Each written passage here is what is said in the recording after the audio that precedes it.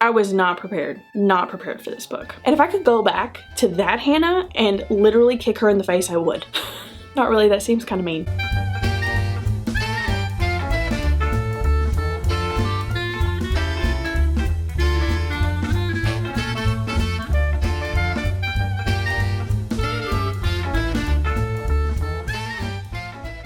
Hello beautiful people of the internet, welcome back to my channel. My name is Hannah if you're new here, and I'm so excited that you joined me today. For today's video, we're going to be talking about all the books that I read in the month of July. Now I'm not even gonna lie, July was a rough reading month.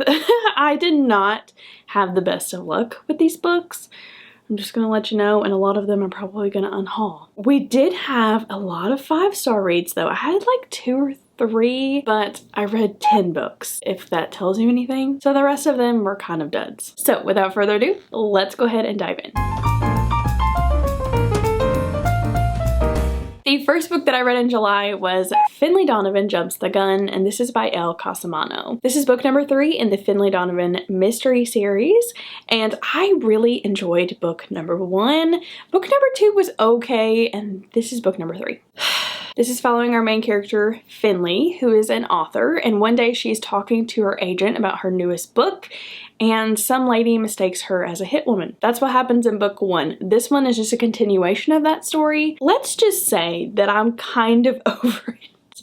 I think the story is just getting a little bit crazy for my taste, and it really went crazy in this one, and personally, I did not like this one at all. There were so many times in this one where I was rolling my eyes, and that's never a good sign. So I gave this one 2 stars. I don't know if I'm going to be continuing in the series, which really saddens me because I really love Finlay Donovan. I love Vero. I am going to read the novella about Vero in this series, but I really don't know about the rest of the series. If you've read the next books, please tell me good things, and maybe you can convince me to continue. And then, if you guys watched a vlog that I put out, I don't remember exactly the name of the vlog, I'll just put it up here, then you know my absolute obsession with this next book, okay? I think it like literally broke me. Powerless by Lauren Roberts. So many of my friends, whether I know them from YouTube, Bookstagram, real life, like so many of my friends have been trying to get me to read this book, and I kept putting it off and putting it off and putting it off. I kept telling you, I kept saying, I just don't know if I'm gonna like this one. I don't know if I like fantasy or not. And if I could go back to that Hannah and literally kick her in the face, I would. Not really, that seems kind of mean. I love this book. I love this book so incredibly much. I'm not going to continue raving about it because I did that in that vlog, and I'll link that vlog just so you can like get all my in-depth thoughts and my real-time reactions to it. But let's just say Hannah really enjoyed this romantasy book. I had the best time of my life. This one's following our main characters, Kai and Peyton, and it's like a dystopian world, kind of like Hunger Games, where there's an elite group of people who are in charge of the lower class people, and Peyton is part of that lower class people. She is called an ordinary, and Kai is an elite. He's the prince. And somehow they get connected and things happen, and there's a lot of tension. There's just it's so cute. I love this book. And if you haven't read this book, please let me be your influence to do so. And then we get to the phrase, what goes up must come down. And we went down big time. Denise Hunter's Bookshop by the Sea. I gave this 1 star. Look at this book. Doesn't this look like the most romantic, summer, loving, wholesome time? This was so annoying. I buddy read this with my friends Keisha and Jordan, and they also hated it. I'm pretty sure one of them even DNF'd it. It was so bad. It was so bad. Like these 2 characters are supposed to be Christians. I don't know if Denise Hunter completely writes Christian fiction. I know this one was because there was lots of faith tie-ins, and that is the only thing that helped this book for me, but I did not think the faith matched these characters' actions. These characters were insufferable, and this guy did so many questionable things. I did not like this book. I also mentioned this one in a vlog, so I won't go on and on about it, but I did not like it 1 star. The next book I picked up was our book club pick for the month, and if you don't know what I'm talking about, I just recently started a book club called Comfy Cozy Book Club, and we're just having the best time over there. So if you haven't heard of that, I will leave the video where I talked all about it down below so you can get all the details. But this was our first book club month, and this was our book pick, The Secret Book and Scone Society by Ellery Adams. Originally, I went into this one thinking it was a cozy mystery because a lot of places that you look up this book on classify it as a cozy mystery. And I mean, look at the cover. Does it not look like a typical cozy mystery? This, however, was not a cozy mystery. It was a more women's fiction with a side of cozy elements. And there was a murder mystery involved, but it was so much more than that. This one is following our main character, Nora, and Nora lives in a small town called Miracle Springs. And a lot of people go to Miracle Springs to either get a comfort scone or they visit Nora's bookshop where Nora recommends them a book that will heal some kind of trauma or things that they've gone through. But a potential customer that Nora meets actually ends up dead and they're trying to solve what's going on. So Nora actually meets a group of ladies that are in that same town, and a lot of them have businesses around Nora, and thus they start the Secret Book and Scone Society. Again, this book was so much more than just a mystery. I really think Ellery Adams was trying to say that a lot of us put on this mask and we don't really share these secret, jagged, rigid areas in our lives, and we don't tell our stories, and we don't share these really awful things that have happened in our lives. And these women do that, and they become closer based off of what they've been through in their life. So good. This was so good. I know a lot of people didn't enjoy it. There is a chapter in here that has some sexual commentary in it, and it did seem kind of jarring. It didn't seem like it fit really. But in my opinion, I really overlooked that because I think that there was so much more to be said in this story. I gave this book 5 stars. If you're interested about the book discussion and what my co-host and I thought about it, that was such a good discussion. It is on my channel under the live tab. This next book was also for my book club, Comfy Cozy Book Club, because a bunch of us in my Discord are unofficially reading the Seaside Cafe Mystery Series by Bree Baker, and we are reading a book a month in that series for the rest of the year. And so July was the second book, and the second book was called No Good Tea Goes Unpunished, and this is by Bree Baker. The series is following our main character who owns a sweet tea shop, and she's also an amateur sleuth because it seems like everywhere she goes, murder follows. In this specific one, our main character visits a wedding and the groom ends up dead. And let me just tell you, the reason that I am continuing this series, not only is it wholesome, it feels like a warm hug. Honestly, I just love this series so much and the beachy coastal vibes. The main reason that I'm fulfilling this series is because of that detective. Everly in this story tells him that she likes cowboys, and I kid you not, he shows up the next day in a pair of cowboy boots and a cowboy hat. I gave this one 4.5. This next book I also featured in a vlog. I featured that last one in a vlog as well. I did a whole cozy mystery reading vlog.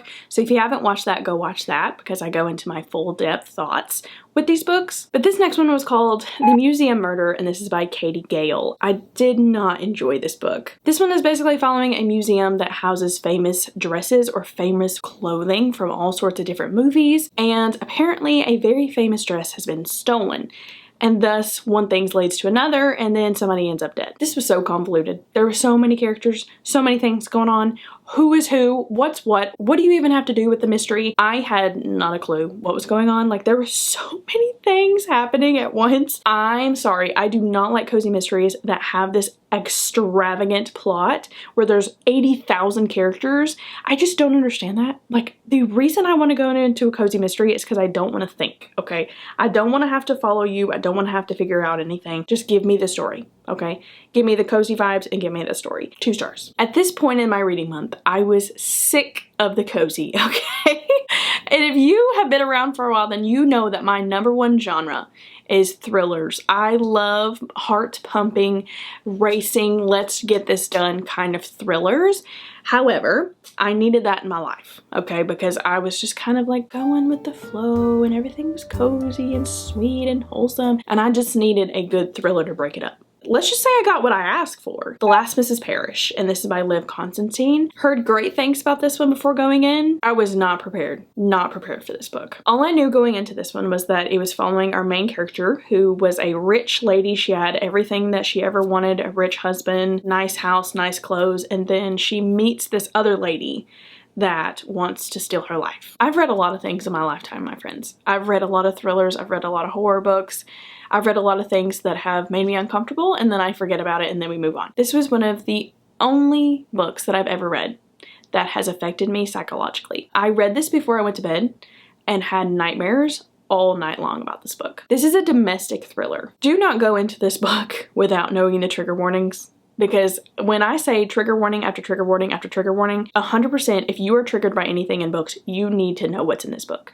because I was not prepared for it, and I honestly don't have any triggers. I really don't have a lot that bothers me in books. I do have my few things. This is a new one where it was like, probably won't dive into that one again. I didn't write this book. I have a tendency to do that with books that make me feel this way, and this is another one that I just cannot give it a rating. Was it a 1 star? Was it a 5 star? All I know was that this book was horrific. And it continues. The next book I picked up was 6 Feet Deep Dish, and this is by Mindy Quigley. This was the last book I included in my cozy mystery reading vlog, and this was a beloved series. So many people across the cozy mystery genre really, really love this series, and I can see why. I just personally didn't like it. I gave this 3 star. It wasn't terrible. I didn't hate it, but at the same time, this main character was insufferable. And you can about guarantee if I don't like a main character of a book, I'm not gonna like the book. This one is following our main character Delilah, who owns a pizzeria, and she has this cat named Butterball. He's a chunky little thing, and basically a lot of things happen in her life, and including a murder. I get it, okay? This girl's been through a lot. She's been through a lot. She's been handed a bad hand, but she is the most controlling boss, and I can tell you, even this cat wouldn't be enough to make me work for her. The next 2 books don't get any better. The next book was exactly what I needed to get me out of that kind of slump, and that's The Haunting of Ashburn House, and this is by Darcy Coates. This is my very first Darcy Coates, and I'm sure if you've ever read anything by Darcy Coates, you're probably on the other side of that screen screaming at me saying, Hannah, what is wrong with you?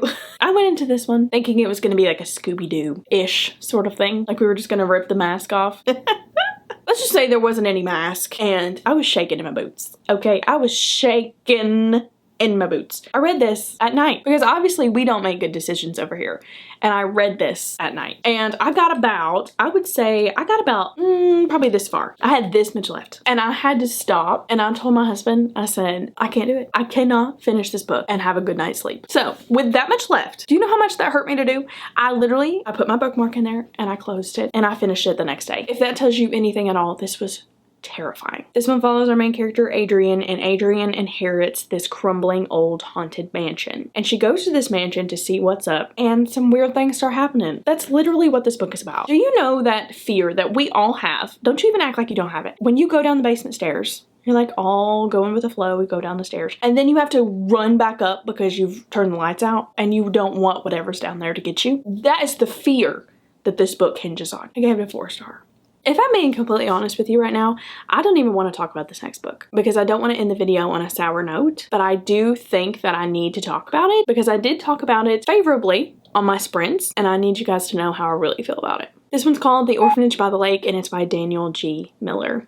I got this as an e-arc from NetGalley, and thank you so much NetGalley and this publisher for sending it to me. I received this back at the beginning of the year, and I'm just now getting around to it. The other night, I hosted some NetGalley night sprints, which is just some NetGalley motivation because I needed to get into this book because it's been in my NetGalley forever. And I told you on those sprints that I was really enjoying it. It was really fast-paced, and I was really liking the story. So it was about this private investigator who is hired to find this missing girl that disappeared from this orphanage. And that is a great premise. 90% of this book, I was having a good time. I really was. I was here for the ride. I was really trying to figure out what happened to this girl. And last night was the night I actually finished the book, and I got to 90%. And well, I got to about 89%. And then I started noticing that this author was going to take a turn, and I was like, surely to goodness, he is not gonna go in that direction. He's not about to go there. Yeah, he went there. He went there, and it was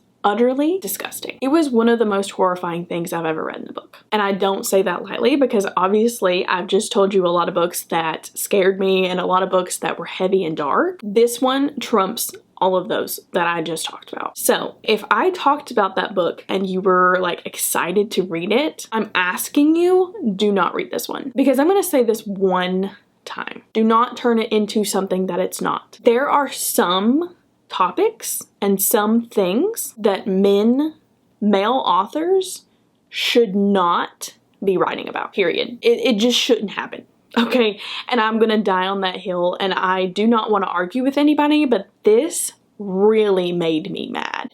Like, this was not tasteful. It was not handled with care. There was a quote made by a male character in this story, and I have never in my life wanted to throw a book so hard against the wall. Like, I was so angry. There's a reason why you haven't heard about this book, and there's a reason you're probably not going to, because this was horrific. I will tell you all the day long to read certain books, but this one I'm begging you not to read. It was awful. Alright, my friends, those are all the books that I have to talk to you today. Those were all 10 books that I read in the month of July. I'm hoping that my August reading month goes much, much better. If you made it this far into the video, please leave me a little ghosty emoji because 1, I am ready for fall, and 2, there were a lot of books that scared me this month. And until next time, my friends, remember that this world is a better place with you in it, and I love you so much.